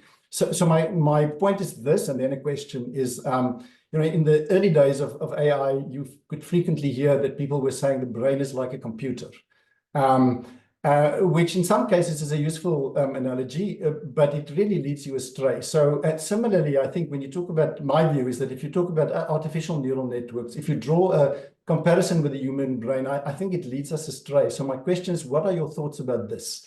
And I can put my cards on the table. I think it's a bad idea to try and aspire to human intelligence, because I think we're talking about something different here. But yeah, so this is primarily to Emma and Benji then. Let's shake it up. How about you go first, Benji? Sorry, Emma. Sorry. Cool. I'm happy to be shaken up. Yeah, I think that's a great question, Tommy. And I think it can be useful. I think the main thing is that, as I was saying, I think people have this kind of misconception. It came down to what I said right at the beginning about, these models working by Googling things or looking things up in databases, which I think is not helpful. I think it's more useful to think of kind of the modern era of AI that we're dealing with as a kind of alien intelligence.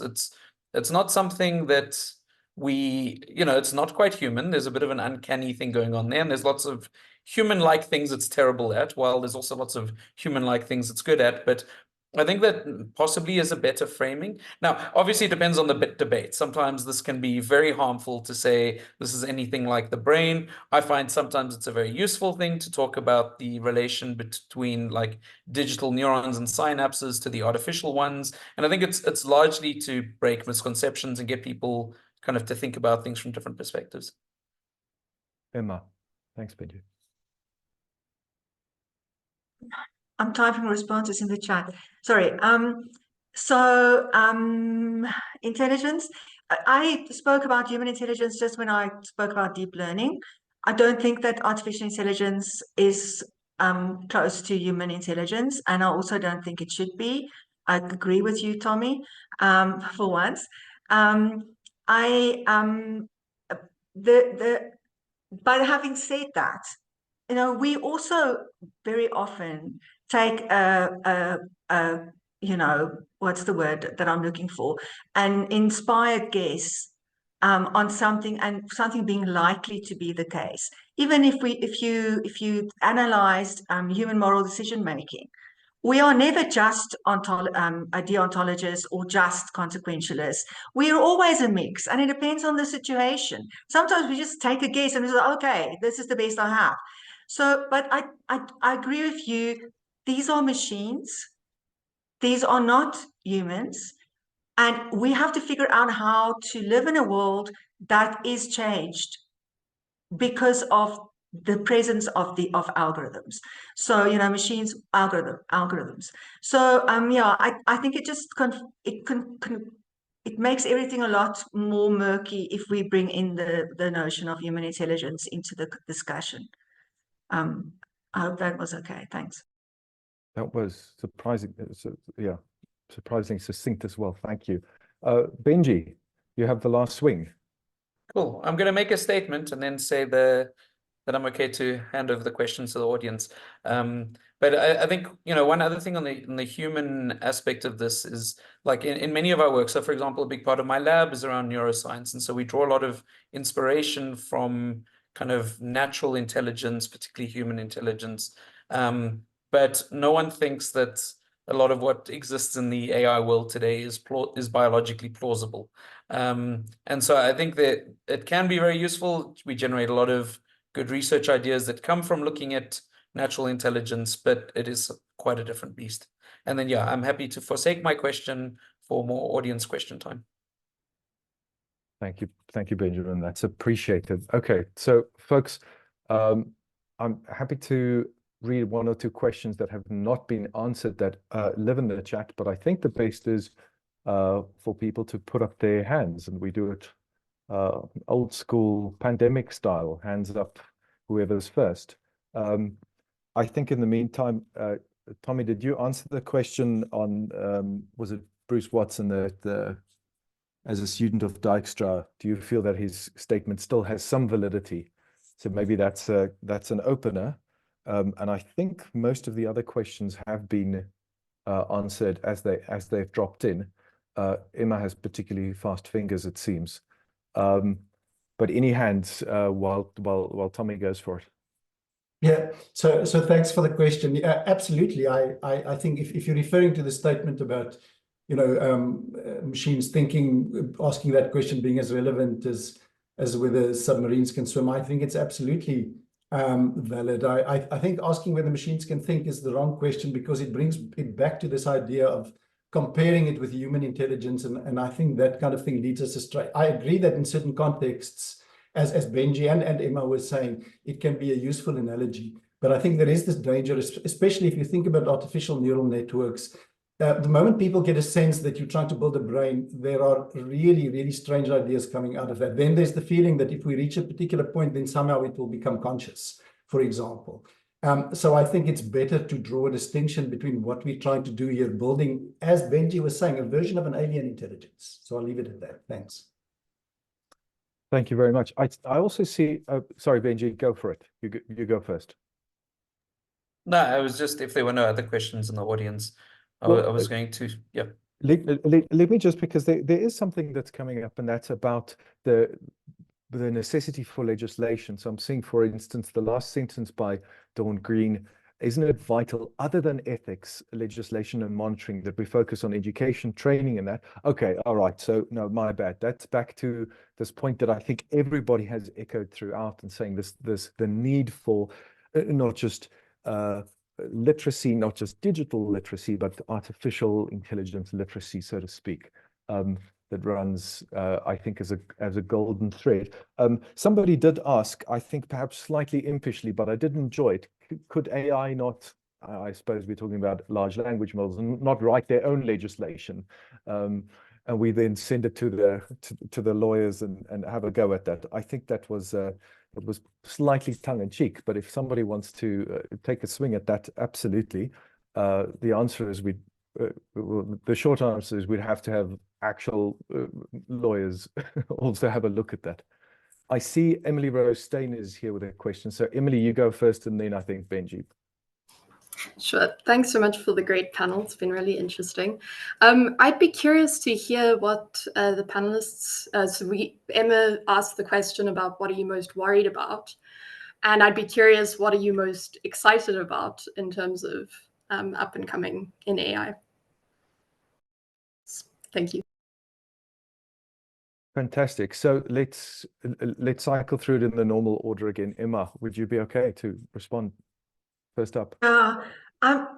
I'm excited about the kind of advancements that Benji had in his slides. I do believe that AI can, for instance, just in terms of climate change, this is a huge issue, and the capabilities, if you think in terms of twin modeling, if you think there's many different ways in which AI can help us leapfrog. But again, there is the power play at the bottom of that, at the back of that. I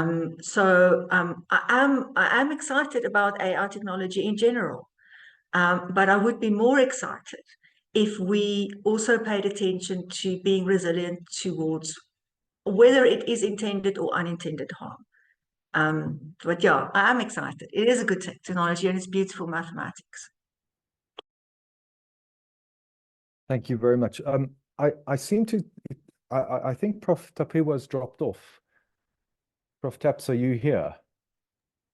He has dropped off. Martin, he has actually apologized. His phone is now his battery is flat on his phone, and he's still struggling via his computer. My sincerest apologies for that. There's another hand raised. The smart fridge option would have Yes. been better. Let's go to Tommy though. Let's cycle through, because it's a lovely question, but it again emphasizes these different epistemic communities. There are overlaps in what excites us, and it is worth putting a spotlight on. So Leo, just hold on a second. We will get to you. First up, Prof. Tommy. Okay, so I'm not going to mention something specific that I'm excited about, because I'm very scared of this Simon Newcomb, effect. You can go wrong in so many different ways there. But what I want to say is that there are many of us that actually think the area of artificial intelligence it's not an accurate description of what we're trying to do. AI should stand for augmented intelligence. And what I mean by augmented intelligence is putting the human first. So in other words, a version of human-centered AI. And I'm very excited about the fact that if we do this right, AI will become augmented intelligence. It will serve us and it will help us to do what we want to do. Thanks. A bicycle for the mind, someone once said. Benji. Yeah, I love the question of what are we most excited about, because not enough people ask these things. I think one thing for me, I agree with Emma about the climate, is, again, I suspect over the next few years, and I'd be very surprised if not, we're going to start seeing a lot of interesting new treatments for different kinds of cancers and infectious diseases. And particularly there's been a lot of work from DeepMind that's trying to push in this direction. And I think that's really exciting. I think that could change the game and change quality of life for so many people around the world in a way that we couldn't imagine it happening otherwise.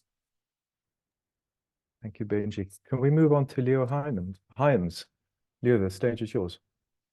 Hi, yeah, thanks. Really appreciate the discussion. Very cool to hear all your different perspectives. My question is for Benji and Tommy, and I'm curious, do you think that RLHF-based language models are do you think that's going to be the paradigm to safe AGI, or do you think some new developments are necessary to create value-aligned systems? Lovely question. Tommy, do you want to go for it?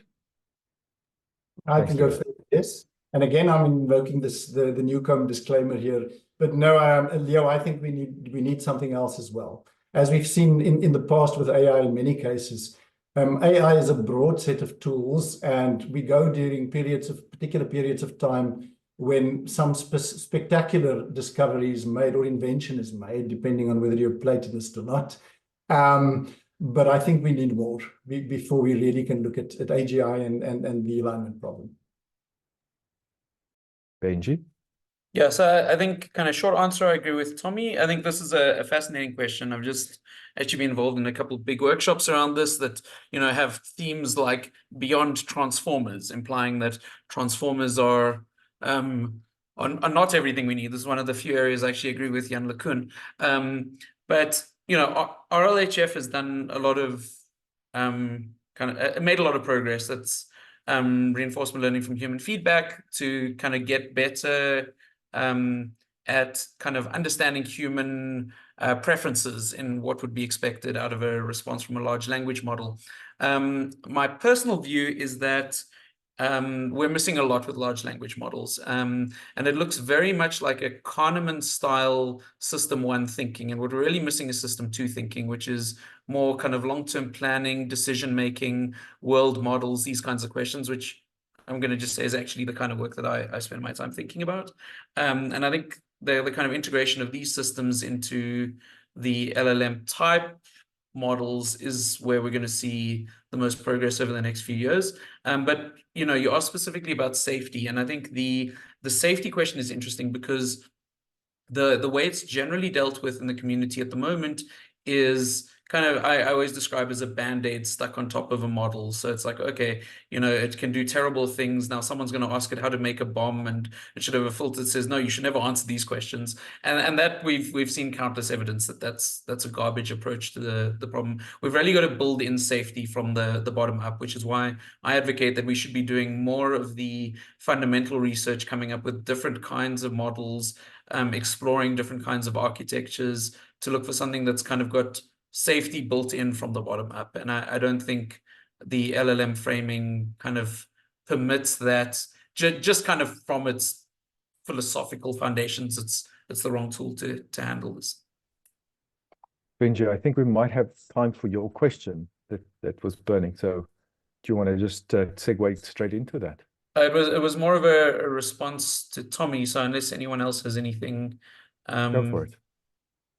Cool. Well, there were actually a couple questions that I had, but the one was Tommy made a couple comments around things like consciousness, around kind of augmenting humans, and I think this is interesting, and I think like maybe in an ideal world that is what we'd want to build. I think there's the questions for me are always around how do you incentivize a multi-trillion-dollar industry to do the right thing and not necessarily the profitable thing. But I was curious if Tommy had some view that we will not be getting to consciousness with these machines. I'm not saying that an LLM will ever be conscious. And I'm asking this almost cheekily, but do you think that this is something we will never see happen? And if so, why are you so confident about that? Tommy, go for it. Yeah, fair enough. So Benji, no, I'm not saying that we won't necessarily see this. My view on this is that consciousness and intelligence, in the way in which we understand it, these are two orthogonal notions. So it's possible to be conscious and intelligent. It's certainly possible to be conscious and not intelligent. We have seen many, many examples of that. But you have all four possibilities. So what I'm saying is it's a completely different question. I think we as humans tend to do, we tend to confuse correlation with causation, right? So what we do is because we are intelligent and we are conscious, well, at least I know I'm conscious. I'm not sure about the rest of you, going back to the previous version of my talk. I think we assume, or there frequently is an assumption that once you reach a certain level of intelligence, that somehow consciousness will emerge from that. And I think it's a fundamental misunderstanding of what consciousness is if you do that. So that's not saying that we can't build conscious machines or conscious entities, but it's something different from building intelligent entities. Okay, that's the perfect answer. Thank you. Although then, again, if they're orthogonal, that means maybe somewhere along the line we build them accidentally or on purpose as being conscious. Maybe we've done it already and we're actually being immoral every time we switch off our ChatGPT and we're terrible people accidentally and didn't realize it all along. But I think there's more interesting and silly discussions to have around that. But I think we need to have a better understanding of what consciousness is, which I think we don't at the moment. Well, folks, yeah, I mean, I have no hope of digging anyone out of solipsism right now, but I do have the pleasure of bringing this to a close. And firstly, to say that AI progress is exciting. It really is, and there are lots of wonderful use cases. And I hope from an audience point of view that you've felt some of that excitement, but is it Wayne Dalton's point there, is that safety is of course not always as sexy as capabilities, because it's the capabilities that make us use the thing and that drive us and go, wow, did you see that this thing can do this? And of course, legislation runs way behind that. But then to the speakers, I felt that we all engaged and argued in good faith. So I thank you for that. From Emma, we heard about the need for the mitigations of harm and how that can manifest, at the need for coordination and some guidance in how that can be. And again, in your actual day job, that's exactly what you do and what you advocate for. And we salute that. From Professor Chagonda, we heard about this sort of balance between good and bad, but also the importance for AI ethics being taught and AI literacy being part of curricula as they roll out, and as we reconsider doing education and what that means. For me, what stuck out from Prof. Mayer was this idea of, on the one hand, do machines have minds, and how we can explore that? To what extent do they have theory of mind, and to what extent is if what they do mimics theory of mind, the philosophical debate about what is the difference then between it, that it models it perfectly, or whether it is it, and the wonderful journey all the way from sort of Robbie to actual Eliza, and then all the way through to what we have today. From Benji, the idea of distributed knowledge, not a lookup table. A reminder again of the potential on the one side and these dangers, and I think you sort of landed on questions around misalignment, and that change is certain. So the only final thoughts from me, other than that I enjoyed this immensely, I wish we could do this again, is to remind everyone that that north is still north. So from a sort of broadest ethical, if you want, Belmont principle point of view, justice, beneficence, autonomy, they matter, and they still matter. New technology will come along, will always come along, and we should be excited about that, because that is what we do as humans. We seek solutions to problems. But of course, all technology is dual use. It can be used for good or ill, but it is shaped by us, by humans. So the fact that we engage about that in a robust way as we do today is exactly what we should be doing. And that then also is the plug that there will be 2 upcoming debates, one about large language models in specific, so focusing on that. And I think we are calling that something like, is it academic doping? So again, sort of a slightly impish take on that, but actually a very serious debate, and what that is doing to academic discourse and the evaluation of whether something is a quality thought. And then spinning off that, the third one, and I would also encourage you to sign up for that, is this idea touched on, Benji, I think now, by the, let's call it alien intelligence and knowledge discovery, this idea of using large language models, using graphs, and chains of thought reasoning to get to new ideas, new insights, and plug research gaps. So most exciting. So from me, thank you very much to the panelists and to the audience for your inputs. And thank you very much to ASSAf for hosting that. So Susan, the floor is yours. Thank you very much. Thank you very much, Martin. Thank you very much to all our speakers. I've really enjoyed this debate. And I do like the enthusiasm that you sort of put into being sort of pro AI.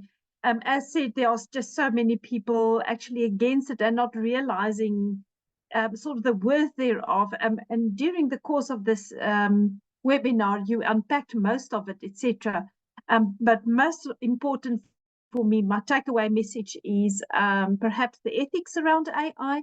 And then Professor Emma, thank you very much. You know, you started to touch upon regulation. Why is it necessary? I have my sort of very own preconceived ideas about regulations and tying things down.